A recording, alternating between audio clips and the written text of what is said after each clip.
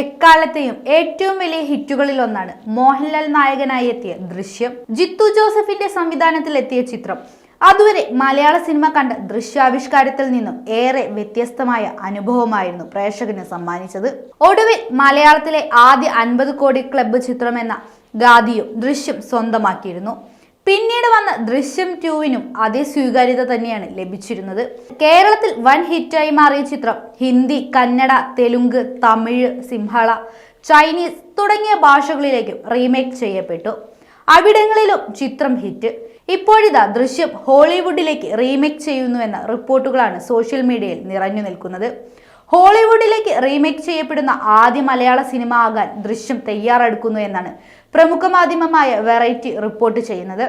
ഈ അവസരത്തിൽ വിഷയത്തിൽ പ്രതികരണവുമായി രംഗത്തെത്തിയിരിക്കുകയാണ് സംവിധായകൻ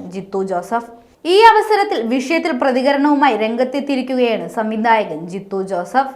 അതേപറ്റി എനിക്കറിയില്ല, കാരണം ഞങ്ങൾ മുഴുവൻ ഔട്ട്സൈഡ് റൈറ്റ്സും പനോരമ സ്റ്റുഡിയോസിനെ കൈമാറിയിരിക്കുകയാണ്. കൊറിയൻ, ഹോളിവുഡ് തുടങ്ങിയ ഭാഷകളിലേക്ക് ദൃശ്യം റീമേക്ക് ചെയ്യാൻ ട്രൈ ചെയ്യുന്നുണ്ടെന്ന് അന്ന് അവർ ഞങ്ങളോട് പറഞ്ഞതാണ്. ഞങ്ങൾ റൈറ്റ്സ് വിറ്റു കഴിഞ്ഞാൽ പിന്നെ അവരാണ് എല്ലാം തീരുമാനിക്കുന്നത്. അക്കാര്യം അവർക്കേ അറിയൂ എന്നാണ് ജിത്തു ജോസഫ് പറഞ്ഞത്.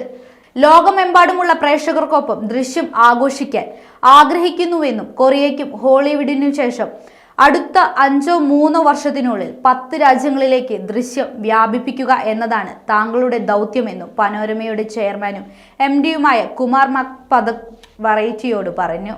റിപ്പോർട്ട് പ്രകാരം US കമ്പനികളായ ഗൾഫ് സ്ട്രീം പിക്ചേഴ്സും ജോറ്റ് ഫിലിംസും പനോരമ സ്റ്റുഡിയോസും ചേർന്നാണ് ദൃശ്യം റീമേക്ക് ചെയ്യുന്നത്.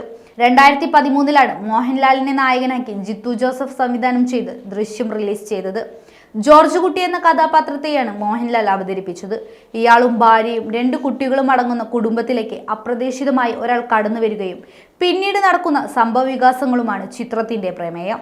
കേരളത്തിൽ വൻ തരംഗമായി മാറിയ ചിത്രം പിന്നീട് ഹിന്ദിയിലേക്കും റീമേക്ക് ചെയ്തു. അജയ് ദേവ്ഗൺ, തബു എന്നിവരായിരുന്നു പ്രധാന വേഷത്തിലെത്തിയത്.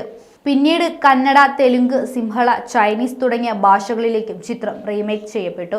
ഇതിനിടെ ദൃശ്യത്തിന്റെ യഥാർത്ഥ നിർമ്മാതാക്കളായ ആശീർവാദ് സിനിമാസിൽ നിന്ന് ദൃശ്യം 2 എന്നീ ഭാഗങ്ങളുടെ അന്താരാഷ്ട്ര റീമേക്ക് അവകാശം പനോരമ സ്വന്തമാക്കി. ദൃശ്യത്തിന്റെ കൊറിയൻ റീമേക്ക് വരുന്നുവെന്ന കഴിഞ്ഞ വർഷം മെയ്യിൽ വാർത്തകളുണ്ടായിരുന്നു.